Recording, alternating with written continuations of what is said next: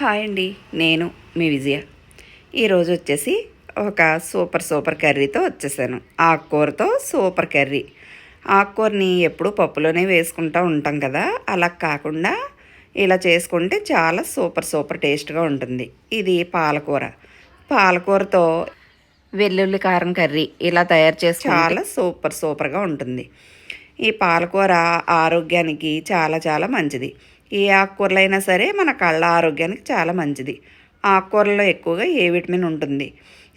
ఈ పాలకూర ఎక్కువగా తీసుకుంటూ ఉంటే హెయిర్ ఫాల్ అవ్వకుండా చాలా సూపర్గా హెయిర్ పెరుగుతుంది. కాబట్టి వారంలో 2-3 రోజులు మనం ఒక్కో రకం ఆకుకూర ఒక్కో రోజు 3 రోజులు 3 రకాల ఆకుకూరలను తీసుకుంటూ ఉంటే ఆరోగ్యానికి కూడా చాలా మంచిది. ఇప్పుడు ప్రాసెస్లోకి వెళ్ళిపోదాం. దీనికోసం నేను 2 పెద్ద కట్టలు పాలకూర తీసుకున్నాను. ఒక వెల్లుల్లిపాయ, 3 మీడియం సైజు ఉల్లిపాయలు కూడా తీసుకున్నాను.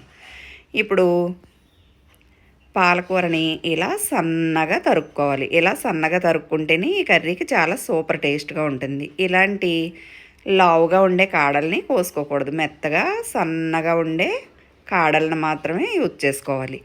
ఇప్పుడు ఈ ఉల్లిపాయల్ని ఇలా పీల్ అవుట్ చేసుకుని వెల్లుల్లిపాయని ఇలా తీసుకుని ఉంచుకోవాలి. ఇప్పుడు ఒక మిక్సీ జార్ తీసుకుని అందులో అల్లం, 1 స్పూన్ జీలకర్ర, వెల్లుల్లిపాయలు, ఈ ఉల్లిపాయలు సన్నగా తరిగిన ముక్కలు, ఒక 2 స్పూన్ల కారం, పసుపు, కొద్దిగా ఉప్పు వేసుకుని ఇలా కచ్చాపచ్చాగా మిక్సీ పట్టుకుని ఉంచుకోవాలి. మరీ మెత్తగా పట్టేసుకోకూడదు. కచ్చాపచ్చాగా పట్టుకుంటేనే ఉల్లికారం టేస్ట్గా ఉంటుంది. ఇప్పుడు బాండి పెట్టి ఆయిల్ వేసి శనగపప్పు, మినపప్పు, జీలకర్ర, ఆవాలు, ఎండుమిర్చి పోపు వేసుకుని ఈ పోపు దోరగా వేగిన తర్వాత కరివేపాకు కూడా వేసుకుని దీన్ని మీడియం ఫ్లేమ్లో పెట్టి పోపు మంచి అరోమా వచ్చే వరకు బాగా వేయించుకోవాలి.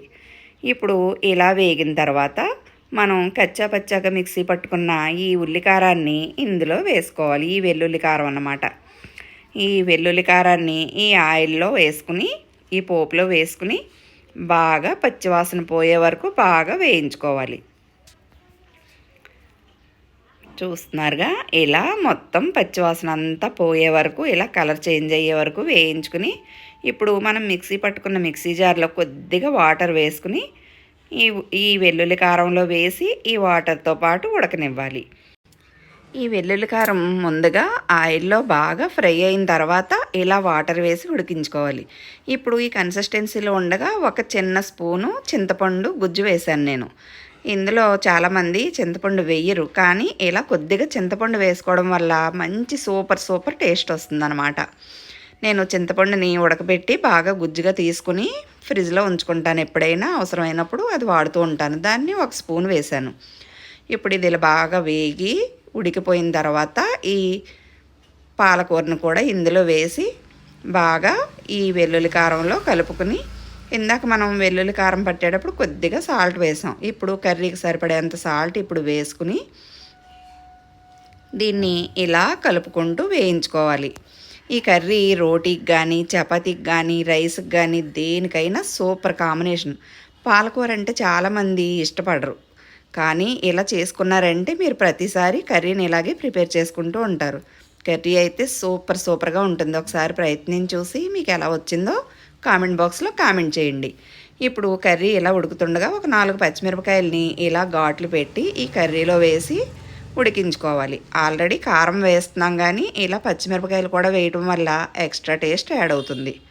చూస్తున్నారుగా, ఇప్పుడు పాలకూరలోంచి కూడా కొద్దిగా వాటర్ వస్తుంది. ఆ వాటర్తో పాటు ఈ వెల్లుల్లి కారంలో ఈ పాలకూర అంతా ఉడికే వరకు ఇలా కలుపుకుంటూ వేయించుకోవాలి. ఇందులో ఎక్కువగా వాటర్ వేయవసరం లేదు. చూస్తున్నారుగా, ఇలా ఆయిల్ పైకి తేలినట్టుగా అయ్యే వరకు వేయించుకుంటేనే కర్రీ టేస్ట్గా ఉంటుంది. ఆయిల్ పైకి తేలింది, నేను కర్రీ డిష్ అవుట్ చేసుకుంటున్నాను. చూస్తున్నారుగా, చపాతీకి అయితే మాత్రం చాలా సూపర్ కాంబినేషన్ అండి. ఆకుకూర బయటకు తీసేయడానికి కూడా వీలుండదు, పిల్లలు చక్కగా తినేస్తారు. ఒకసారి ప్రయత్నించి చూసి ఎలా వచ్చిందో కామెంట్ బాక్స్లో కామెంట్ చేయండి. చూస్తున్నారుగా, ఎంతో ఎమ్మీగా పాలకూర వెల్లుల్లి కారం కర్రీ రెడీ. ఇది రైస్కి కానీ, చపాతీకి కానీ, రోటీకి కానీ దేనికైనా సూపర్ కాంబినేషన్ అనమాట.